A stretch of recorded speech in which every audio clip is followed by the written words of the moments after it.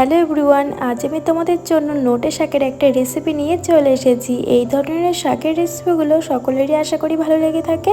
অনেক সময় অনেকেই পেয়ে থাকে, আবার অনেক সময় কিন্তু পায়ও না। যাদের গ্রাম অঞ্চলে বাড়ি তারা কিন্তু পেয়ে থাকে মোটামুটি, আর যারা একটু শহরের দিকে থাকে তারা কিন্তু পায়ও না, আর অনেক সময় কিনতেও পাওয়া যায়। যারা একটু শহরের দিকে থাকো এই রেসিপিগুলো জানো না, কিংবা গ্রামের দিকেই থাকো রেসিপিগুলো জানো না, আবার অনেকে আবার নতুন নতুন বিয়ে করেছে, হয়তো রেসিপিগুলো পারছো না, তাদের জন্য কিন্তু আমি রেসিপিগুলো নিয়ে চলে এসেছি। আচ্ছা চলো এবারে রেসিপিগুলো শেয়ার করি। প্রথমে আমি শাকগুলোকে ধুয়ে কেটে নিয়েছি ভালো করে, তারপরে ভালো করে ধুয়ে নিয়েছি যাতে কোনো নোংরা কিংবা মাটি না থাকে। তারপরে কড়াইয়ে তেল দিয়েছি, কড়াইয়ের মধ্যে দিয়েছি ফোড়ন, শুকনো লঙ্কা, কাঁচা লঙ্কা, পেঁয়াজ কুচি, আর দিয়েছি বেশি করে রসুন কুচি দিয়ে ভালো করে এবারে নেড়ে নেব একটু সামান্য পরিমাণে। বেশি ফ্রাই করার কোনো দরকার নেই, ওই হালকার উপর একটু ফ্রাই করে নেব যাতে কাঁচা ভাবটা না থাকে। তারপরে আমি শাকগুলোকে কেটে রেখেছিলাম, কেটে ধুয়ে রেখেছিলাম। এবারে আমি শাকগুলোকে সব দিয়ে ভালো করে নাড়াচাড়া করে নেব। ফার্স্টে দেওয়ার সময় একটু মনে হবে যে আটবে না, কিন্তু সবগুলো দিয়ে দেবে, কোনো অসুবিধা নেই। নাড়াচাড়া করতে প্রথম একটু অসুবিধা হবে, কিন্তু খানিকক্ষণ নাড়াচাড়া করে একটু ঢাকা দেবে কিংবা এমনি রেখে দেবে, দেখবে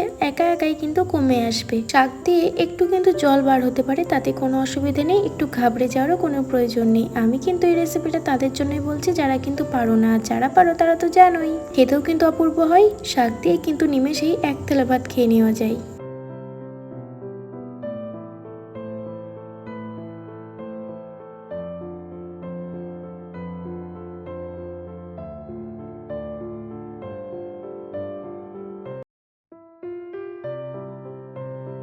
ভালো করে নাড়াচাড়া করে নিয়েছি। দেখো কতটা শাক থেকে কতটুকু শাক হয়ে গেল নিমেষেই। এরকমই হয়, শাক দিয়ে কিন্তু প্রচুর জল বেরিয়েছে। এবারে পরিমাণ মতো হলুদ আর স্বাদ অনুযায়ী লবণ দিয়েছি, হালকা পরিমাণে চিনিও দিয়েছি একটু মিষ্টি ভাব আনার জন্য। তারপরে ঢেকে দিয়েছি কিছুক্ষণ, তারপরে ঢাকাটা খুলে বেশ ভালো করে নাড়াচাড়া করে নেব। শাকগুলো বেশি নাড়াচাড়া কিংবা বেশি ঢাকা দেওয়ার কোনো প্রয়োজন নেই, একদমই ভালো মতো সিদ্ধ হয়ে গেছে এক ঢাকাতে, আর এত সুন্দর হয়েছে, একদমই নরম। আসলে শাকগুলো গ্রাম অঞ্চলে যে মাটিতে হয়, মাঠে মাঠে, সেই শাকগুলো সত্যি অপূর্ব খেতে হয়, অপূর্ব টেস্ট হয়, একদমই অন্যরকম।